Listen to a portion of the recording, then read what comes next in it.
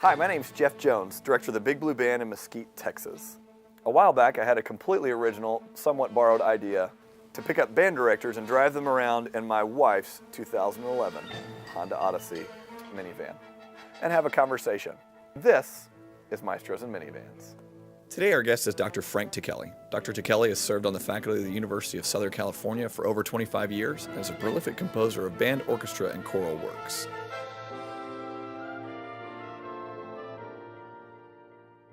So you actually kind of grew up in this part of Texas, is that correct? I did, at least the second half of my childhood. The first half was near New Orleans, and then we moved here when I was 13 years old. Wow.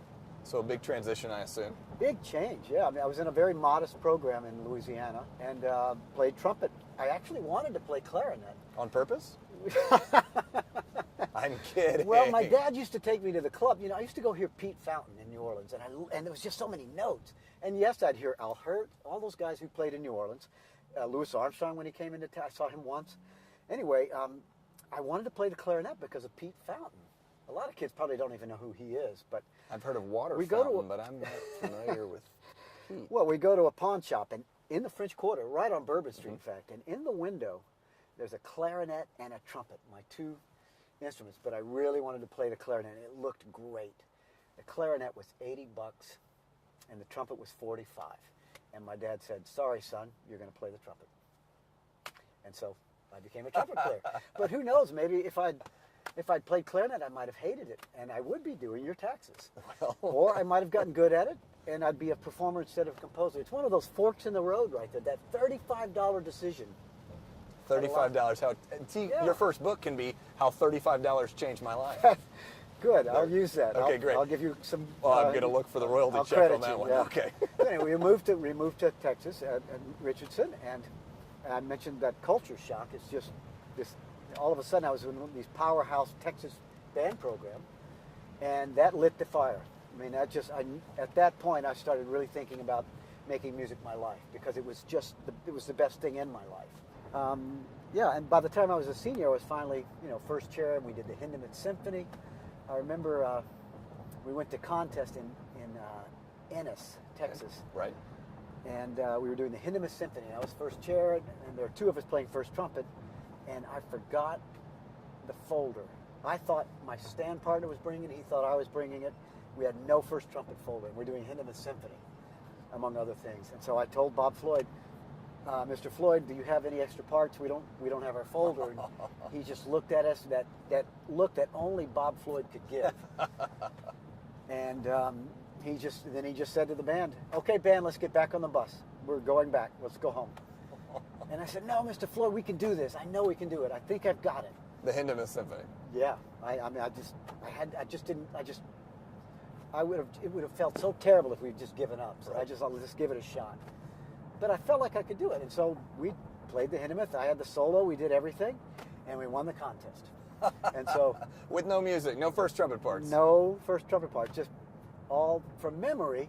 And Bob Floyd tells this story, and he tells it sort of, he likes to tell it as, and sort of, I don't know, he likes to sort of pretend that the only reason we won was because I'm some kind of brilliant trumpet player who can memorize well. In reality, it's that we rehearsed that thing so much. My mother could have played that part. Just muscle memory. Her fingers would have memorized what to do. So it's nothing brilliant on my part. It's that we all knew it that well. I'm fine. Someone's calling me. Were you expecting? Yeah, I don't know. Who is it? Looks like it's Bob Reynolds. We should probably Please, answer that. Pick up, please. Okay, all right. Yes, sir. I'll be quiet. I'll be silent. Hello? Hello? Frank? Yes. Frank, it's Bob Reynolds. Oh, hi, Bob. How are you? I'm good. I'm just reporting in that I went to Craig Kirchhoff's retirement and heard your second movement of your saxophone concerto with Eugene Rousseau. Oh, that's great. I wish I could have been there. Well, he's 90 years old and plays fantastically well. That's great. But Bob, I can't talk long. I'm doing something called Maestros in Minivans, and I just don't have much. And I don't have much time to. But go ahead. We can finish up though. Okay. I saw one with Dick Floyd in it. Yeah, I saw that with Dick as well, and so I'm in town. I'm in Dallas, and so they invited me to do this. So I'm doing this thing. We're on camera right now, in fact. I just have one piece of advice. What's that? Try not to embarrass us, would you? I will take that in those inspiring words to heart. Thank you, Bob. Okay, great, Frank. All right, take care, Bob. See ya. Bye-bye.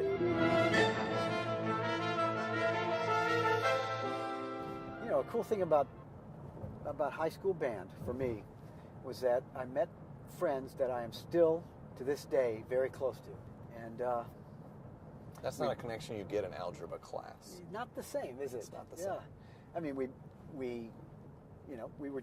It was a really brief time. When you think about it, high school is an intense but brief time, just a few years, and yet there's the bonding that happens, especially when you make music together, the kind of which you don't see very often. And I'm really grateful for that. Then I went to SMU for undergrad, and I had another great wind conductor, Howard Dunn, Yes. who had passed away many years ago, but was one of those truly great angels of music, just an inspiring person. And so SMU is where I started, undergraduate. I actually started out a triple major, trumpet performance and music ed and music composition. I just wasn't sure completely yet. Mm-hmm. And about midway through, I was sure it was going to be composition. But I did get my music ed degree, but by then I knew I was going to be a composer. I was ready to go to Michigan, and I'd graduated in the middle of the year, and I got a call from someone in Garland. We need someone to finish out the year, and would you just come and teach at Lakeview Centennial High School? And I said, no, I've decided I'm going to be a composer, not a band director. And he says, well, just come try this. It's just one semester. You've got the time. You're not going to Michigan until September. Mm-hmm. So I took the job. And so for one semester in 1981, I was a high school band director. I didn't know at the time that I would write a lot of music for young people. Mm-hmm. And I learned things in that job that you can't learn from a book, from a classroom. And no composer would ever learn this. We don't teach composers how to write for young people. I learned things that I didn't know I'd end up using decades down the road when I started writing for young people. After that, I went to Michigan, did my master's and doctorate there, and I studied with Leslie Bassett, with William Bolcom, William Albright, George Wilson, all wonderful teachers there. They all were hugely inspiring to me. I also played in Bob Reynolds' symphony band, and was lucky. I was there at a time when we went overseas. We went to Italy and played this opera by Stockhausen, and he needed a band to play in the pit and we weren't really in a pit. We were on a scaffolding at the opera, sort of in the shape of a human face. It's a long story. Don't need to go there. Okay. Don't need to go there. But right. I was there during a magical time, and of course, so Bob Floyd for my high school, Howard Dunn as an undergrad, and H. Robert Reynolds during grad school. These were my three band directors. So I've been really lucky to have incredible teachers on that side of things. And then I also had great composition teachers as well. And so those two have kind of come together and those two worlds have blended to make one world for me. And so I've been very fortunate. So Bob Floyd was a big source of inspiration early on in life. But then I had this added bonus. I got to know Dick really well.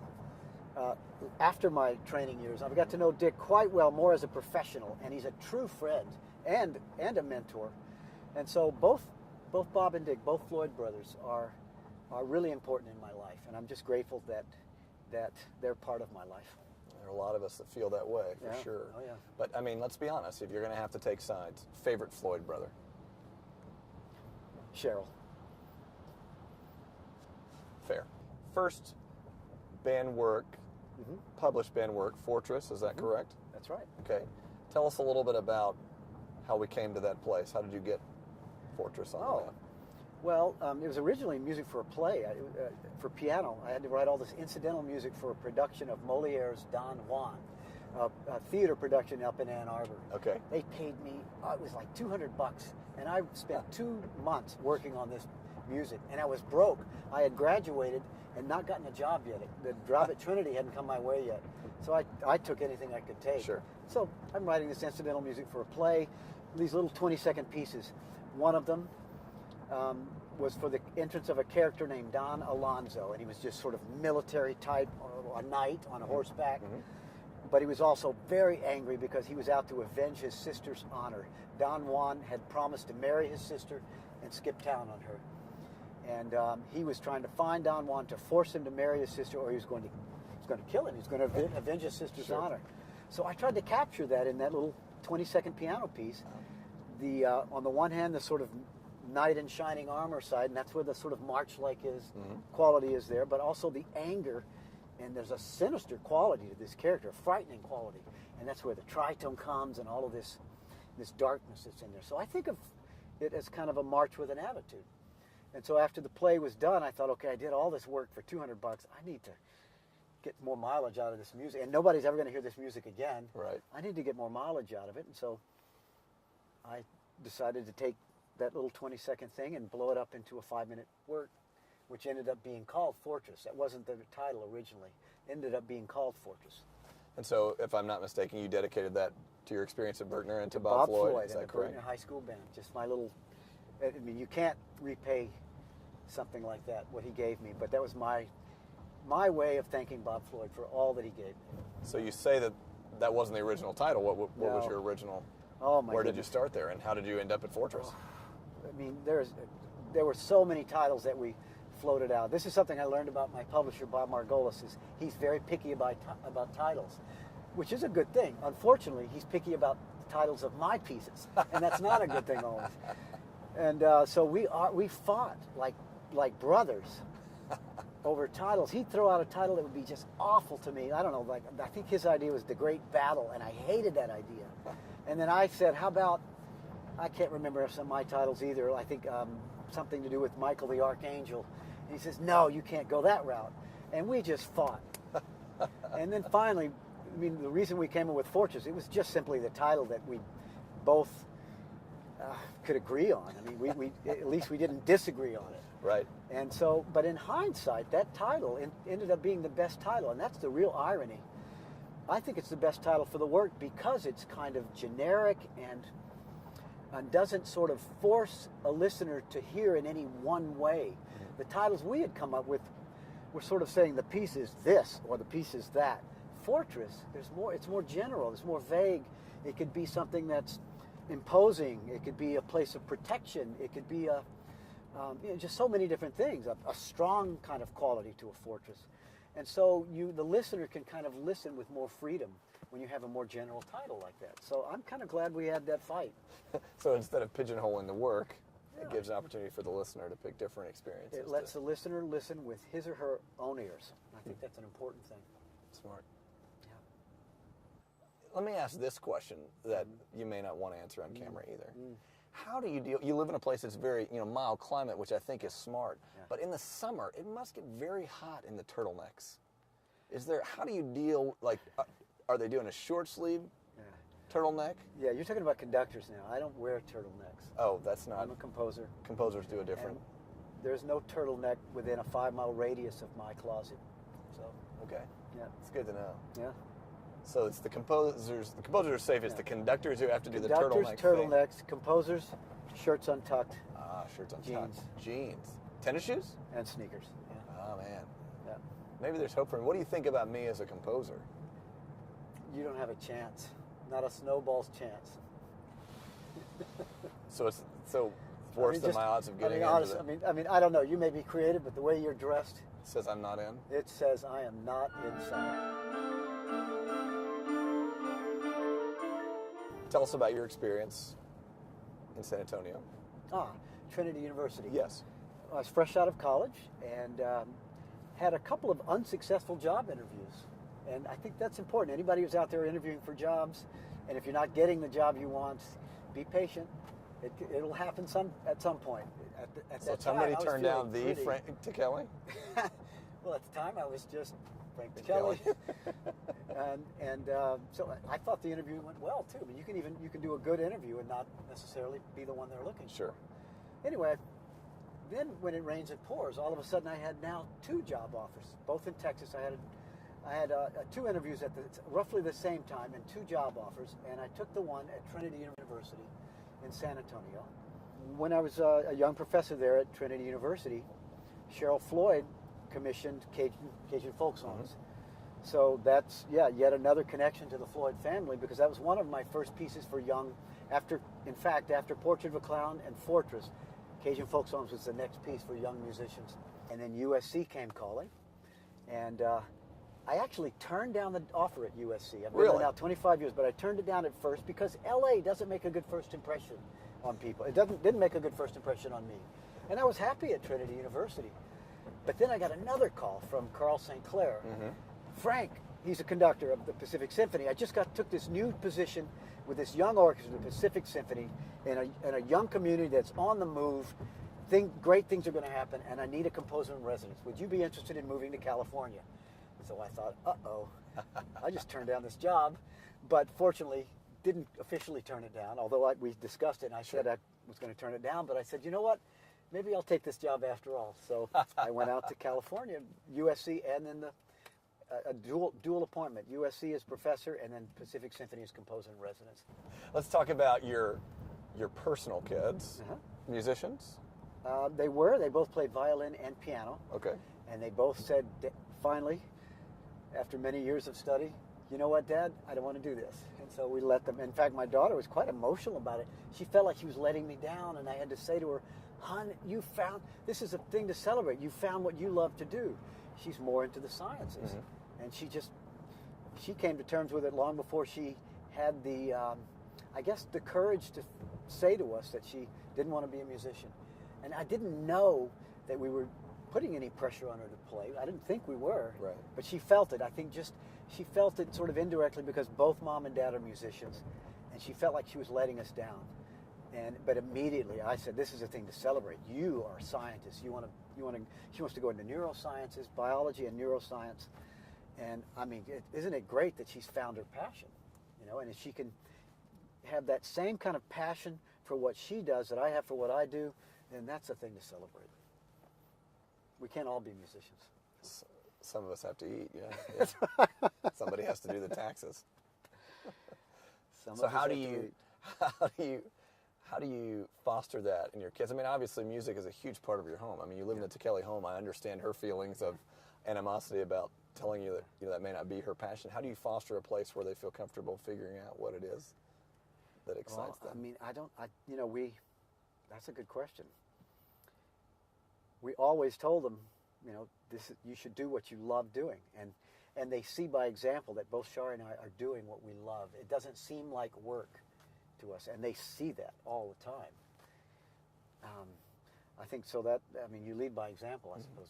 If you're lucky enough to do what you love doing, and your kids see that, then they're going to go that way as well. Okay, so back to kind of the beginning. Frank Ticheli getting on the map. Tell us about Red Line Tango. No, that's John Mackey, Red Line Tango. Blue Shades. Blue Shades, yes. Tell us about Blue Shades. That put me on the map. But the tango, that's Mackey.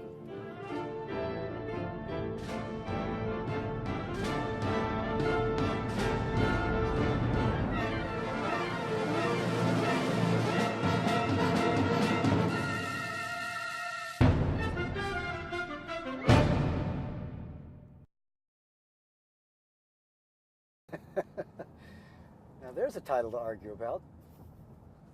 Music in Minivans. Music in Minivans. Maestros making music in minivans.com. More music in minivans. Yes. Musicians. Frank Ticheli owns a minivan.com. Yeah. How to ruin a career. Oh. So there's that.